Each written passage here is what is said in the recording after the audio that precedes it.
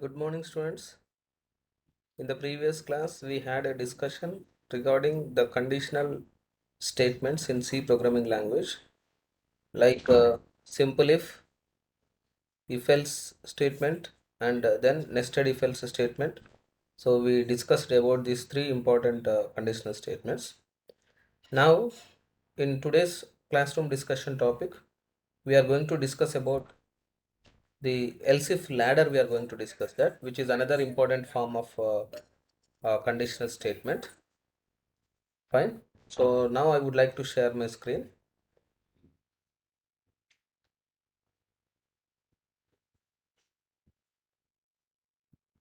So hope my screen is visible to you. So decision making and branching, else if ladder, we are going to discuss that. So this particular session is going to develop the students' knowledge on decision making and branching statements, such as else if ladder. It is going to develop that. So the syntax of this else if ladder is goes like this. So in this, we are writing in the else statement. In every else statement, we are writing again a if condition. We are writing that, except the last else statement. Just like how we are climbing the steps in the ladder, the condition checking will be like this. So first it will check the condition 1. If condition 1 is true, then statement 1 is executed and the control will come to the statement X directly. It will skip all these condition 2, 3, 4, etc. All these conditions were skipped. Okay. So if condition 1 is false, then it will goes to the condition 2. It will check that. If condition 2 is true, then statement 2 will be executed. After that, it will come to the statement X. So even if condition 1 is false and condition 2 is false, then condition 3 will be checked. So if condition 3 is true, then statement 3 will be executed and will come out of this and coming to the statement X. So like this, just like how we are climbing the each step in the ladder. So the conditions 1, condition 2, condition 3 and so on, condition n, they are going to check like this. If 1 is false, then condition 2 will be checked. If 2 is false, then only condition 3 is checked. If it is condition 3 is false, condition 4 will be checked, like that. Fine. So this is what we are calling it as a else if ladder, we are calling it as. So corresponding to this particular syntax, the flow chart for this particular ladder will be like this. So condition 1 will be checked. If it is true, it will be execute the statement 1 and then it will come to this ending point. Later it will come to this statement X. Similarly, if condition 2 is false, then it will come to the, it will check the condition 2. If condition 2 is true, then statement 2 will be executed and then it will come to this uh, point and it will reach to this and then it will execute the statement X. So like this here, condition 3 and so on, condition n, it will be checked here. Corresponding to that, it will execute that. Fine. So if anyone tell me when this default statement, this will be executed, when this else statement is executed. So if all the conditions, right, condition 1, condition 2 and condition n, all these conditions are false. If all these conditions are false, then the default statement is going to be executed. Fine. So this is what we are calling it as a else if ladder. Now consider an example of this else if ladder, how we are using this else if ladder for a problem which is noted as a grading system we are using here. So based on the marks scored by a student in a particular subject, so we are going to assign a grade for that particular student in that particular subject. Fine. So if the marks scored in that particular subject is greater than 79 and above, then we are assigning honors is the grade we are assigning to that. Otherwise, if marks scored is greater than 59 and but less than 79, less than or equal to 79, then we are assigning first division grade. Else, if marks is greater than 49, we are associating grade is equal to second division. Else, if marks is greater than 39, we are associating the grade as a third division. If the student scores marks less than or equal to 39, then the grade is fail. After that we are printing this grade value. This is how we are making use of ladder, else if ladder we are using here. Okay, so for the last else only, there is no if statement, condition is not there. So why? Because if all the conditions are failed, this and this condition and this condition and this condition, if all these four conditions are failed, then only this else statement grade is assigned with the fail. This statement will be executed. Fine, this is how the else if statement is going to be executed. Now this is a problem, another problem given here. An electric power distribution company charges its domestic customers as per this following rates. So if the number of units consumed is 0 to 200, then the rate per unit is 50 paise per unit, and 201 to 400, the rate will be 100 rupees plus 65 paise per unit, excess of 200 units. Like this here, we have given this based on the number of units consumed. The rate for the charge for the units will be given here. The conditions, different conditions are given here. So what you have to do here is that you have to write a program to read the consumer number, customer number, and the power consumed. Okay, so that is nothing but how many number of units the power as consumed by the customer. If you give that input, then you have to calculate the amount, and you have to display that amount to be paid by the customer.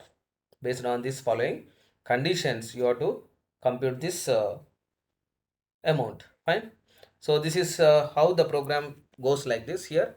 So the inputs are nothing but here customer number we are giving, and the number of units consumed we are giving here. Okay, so we are declared that units and customer number, custom as integers, and the amount which is called it as a charges, declared it as a float now. So we are accepting that customer number and units consumed as a integers, percentage d from the keyboard.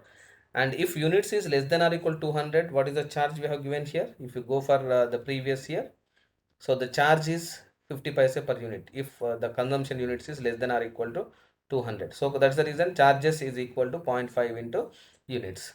Else if units is less than or equal to 400, then 100 rupees plus excess of 400 units, that means 200 units. So units minus 200, so this is what we are computing, excess above the 200 units. So we are multiplying with the 65 paise per unit. Fine. Else if units is less than or equal to 600, so we are computing the charge as 230 rupees plus additional units above the 400, units minus 400 into 80 paise. So like this here we are computing this charges by making use of this LCF ladder we are using. Okay, and we are computing this charge. So then we are displaying the customer number and what is the amount of charge that has to be paid by the customer. So we are displaying only for up to two decimal places. That is the reason we have used 0.2f we have used here. Please try to understand here. So this is the formatted floating point representation basically. Fine. So we are representing 75 rupees 00 paise, so 116.25 paise. So based on the customer number and the number of units consumed, 225, here the number of units consumed is 150, like this. Okay, so this is a sample program demonstrating this LCF ladder. Now coming to this reflection spot here. So in this particular code, what you are expected to is you have to find the output of this following code. What could be the output of this following code? So this is what LCF ladder we are using in this particular example. So initially m is equal to 5. So 5 is less than 3. No, this condition is false. Then it will check this condition. 5 is less than 5. Okay, so 5 is less than 3. No. So 5 is less than 5. No. Then it will go to this here. So 5 is less than 7. Yes, this condition is true. Then printf percentage d m plus 3. M value is how much? 5. 5 plus 3 is equal to, it is going to print as 8. Fine. So if you give, instead of this 5, if you give it as above, for example, if you give it as 8. So 8 is less than 7. No. Then it will go to this else part, it will go to that. Okay, instead of m is equal to 5, if you take m is equal to 8, then it is going to print it as last else part, it is going to print. So it is going to print it as how much? 8 plus 4, which is equal to 12, it is going to print. Fine. So this is how it is going to execute this else if ladder basically. Fine. So now LOs are revisited here. So this session will develop the students' knowledge on decision making and branching statements such as LCF ladder. It is demonstrating for us. So the summary of this particular session is that so in C language we are provided different variations of the if statement. So simple if we have already discussed, else if else we have discussed that, nested if else we discussed in the previous classroom discussion topic. Now in this particular CDT we are discussing about this else if ladder. Fine. So these are the different variations of the if statement, conditional statement if in C language. Fine.